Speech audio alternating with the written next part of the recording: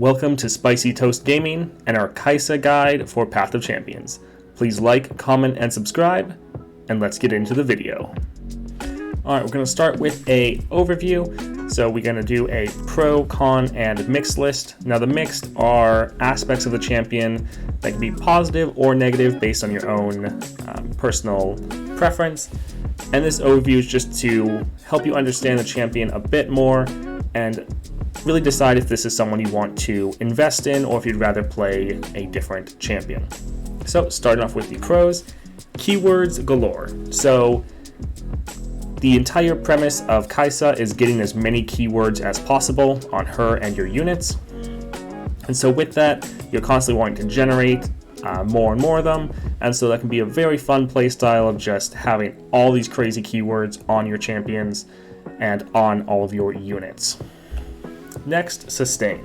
Now this is partially built into the keywords, but normally since you're generating all these keywords, you're going to be getting lifesteal units naturally. And so they're able to just give you that natural sustain that everyone really wants in Path of Champions. Now it is definitely RNG, so you might sometimes not get it when you really need it, or you're constantly getting it when you don't need it at all. So it is a bit more inconsistent than someone like Gwen, but it is something that you are getting fairly often and can definitely be a positive. All right, next is ramp. So you're needing to get all your units evolved, and what that means is you have to get 6 different positive keywords before your units really take off. And because of that ramp, sometimes if you aren't able to do it fast enough, you'll just get overwhelmed by the enemy, and it just kind of delays your game plan. So it can be something fun, like a little side quest you're trying to do every round, but it definitely can be a bit more difficult, especially when you don't have the levels or the powers that you need. Next, mixed is daddy issues. So she's the daughter of the void, kind of has a very interesting relationship there. Can be definitely a positive or negative based on your own personal perspective. If you're trying to have a steady relationship, could definitely be a problem. If you're just trying to hit it and quit it, could maybe help you out, who knows. So that's definitely a mixed issue based on your own personal perspective.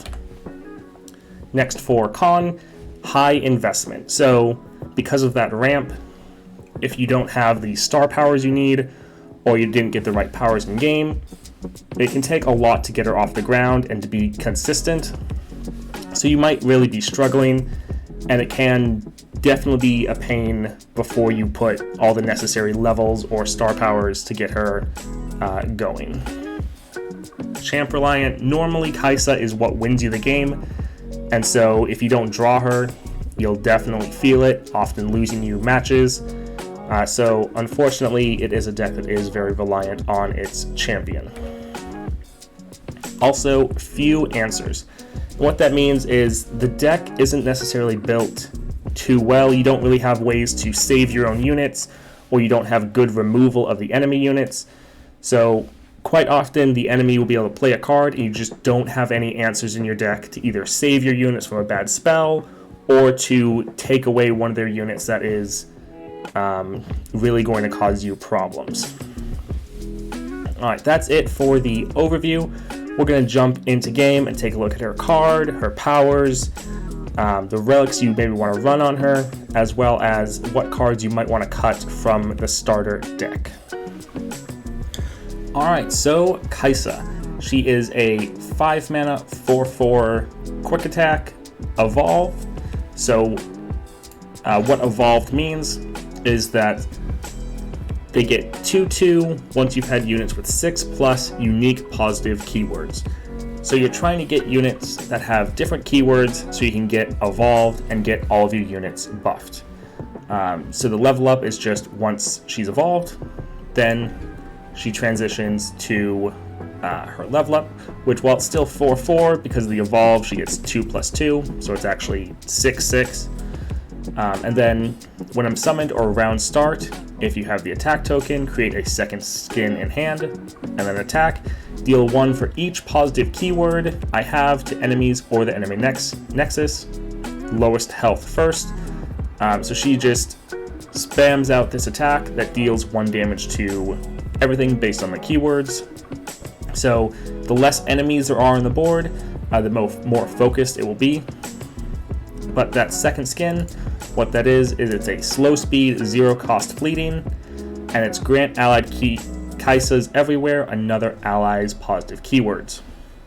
So what you normally do is you're able to play this targeting one of your other allies, and you're able to take their keywords and give them to Kaisa and Kaisas everywhere. So that is very helpful, letting you just get more of those keywords to further buff her up and her attack. Her champ spell is supercharged. It's focus speed, so essentially burst as long as you're not playing it when the enemy's attacking or in response to a spell. And it's give an ally overwhelm and spell shield. Now what you normally want to do with second skin is you can use certain abilities to buff up your ally and then take those keywords. So whether you're using a treasure or whether you're using supercharge, you can use this on an ally and then use your second skin on them to give those to her as well. This also works with temporary keywords. So Shen, he has his spell which gives an ally barrier and lifesteal. You can put that on an ally, and even though it's temporary on them, you can use second skin to give it to Kaisa. Now the barrier will end that round, but that gives her permanent lifesteal then. So that's just little tricks you can do to make a temporary keyword permanent.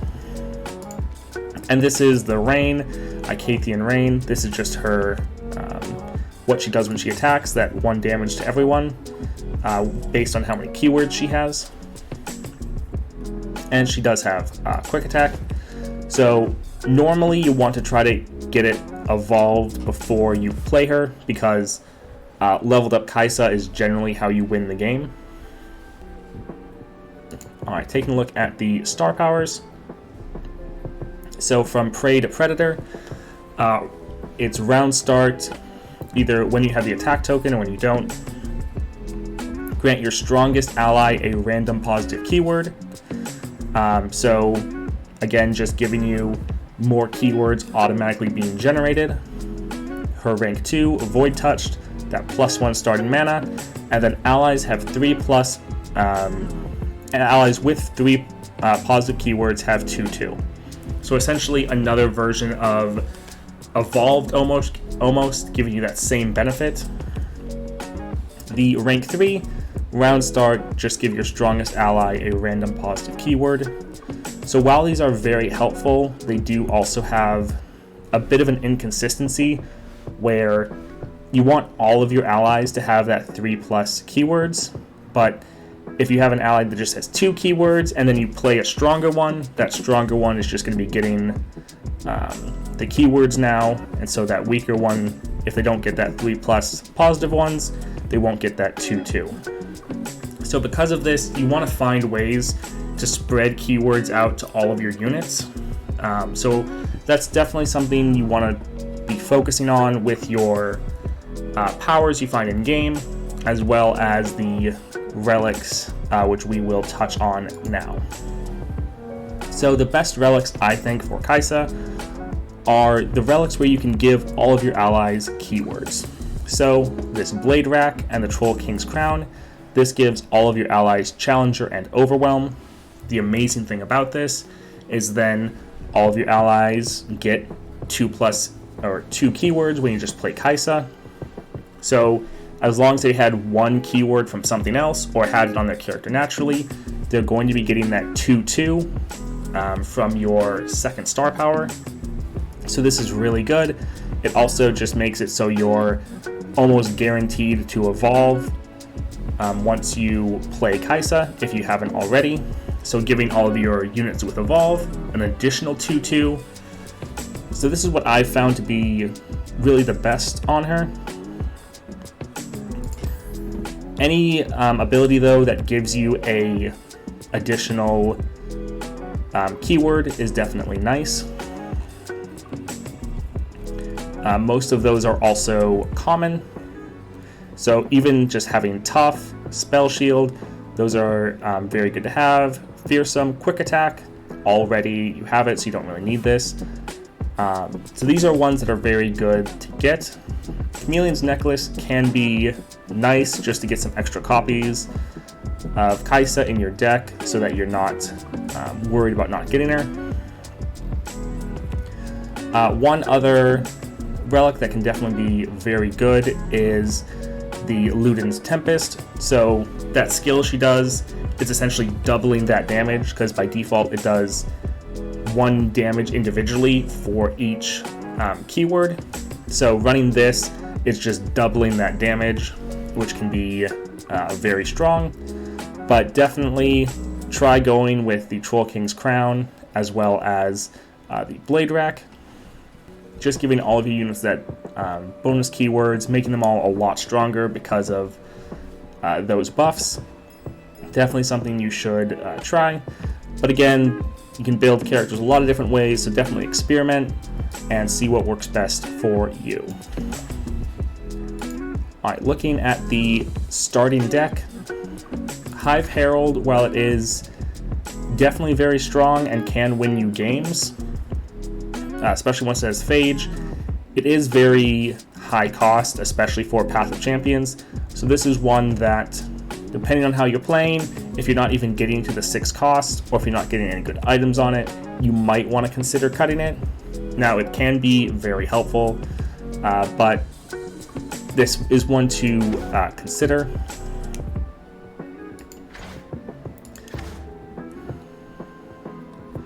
Most of the other ones in your starting deck are pretty good.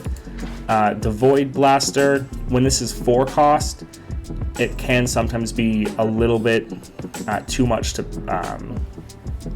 play. So early game, before you get the Ancient Coin, you might want to get rid of this just so you can have cheaper units. But all of your other cards are pretty good. One thing that I will mention that is definitely an issue, your Void Seeker here, this is your only removal built in to your starter deck. And so it deals 1 to a follower, or if you're evolved, deal 3 instead. And then you get the Charging Sigil that deals 2 damage. While this is decent, it's actually a lot worse than what most other decks have. For one, this doesn't scale, so at maximum it's going to do 5 damage. Whereas a lot of other decks have your unit strike an enemy, and so if your unit gets stronger, most of them will be able to deal more than 5 damage, and so that's better removal. Also, this only deals damage to followers. You have no way to get rid of champions. So like Zoe, when you're playing against Galio, can really be a pain, and you want to try to remove her as fast as possible. You can't really do that easily with Kaisa. You have to actually attack and normally challenge it, unless you pick up a spell that you can use. And then also, normally most decks have a way to save your unit, so whether it's giving them spell shield or buffing their health in some way, you have nothing really to do that here. You have no way to protect your own units other than trying to give them spell shield. So definitely is a problem. I feel like her deck is it's lacking those answers like I talked about in the overview. And most other decks are better built than this, so it can be a little frustrating to play it when the enemy is playing a spell and you just have nothing to try to stop it or save your own units at all. Alright, but that's it for the in-game portion. We'll go now take a look at the powers you want to try to get when you're going through your adventure with Kaisa. Alright, the in-game powers for Kaisa. So starting out, we have Welcome Gifts. When you summon an ally, grant it a random keyword. So just giving you more keywords, further focusing on helping out all your units get evolved or get that 2/2 buff for having 3+ positive keywords.